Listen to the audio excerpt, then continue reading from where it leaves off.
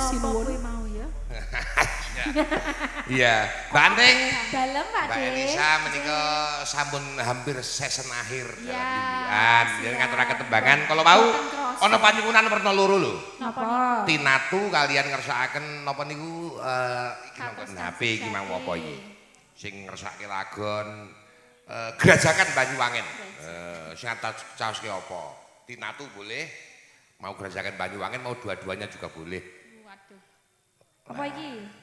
Manut Enek sambel kemangi, enek tinatu, enek Gerajakan Banyuwangen lho, apa sambel bawang. Kowe panganan wae pikiranmu iki.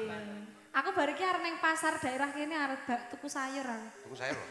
Nggak tak nggih masak engko isuk, Pak. Aku ngerti maksudnya. Ya. Apa? Kowe maksudnya arep tuku sayur aku masak padune kowe arep njaluk oleh-oleh sayur. Ora ya, Pak De. Kene iki lho sayur tak andani. Lah ya sayure seger-seger ten mriki makane kula pados. Kon Iya. maling Syukur bagi ora-ora sing tuku ngono ya. syukur bagi. Ah iya.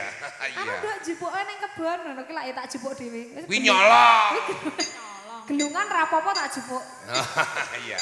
Apa nak lagune nak Ting? Gerajakan Banyuwangi. Gerajakan Banyuwangen, maka Gerajakan Banyuwangen. Langsung mau nggih, Pak De? Nggih, langsung oke, ora apa-apa. Bersama Mbak Elisa Orcaros Alaso, yo.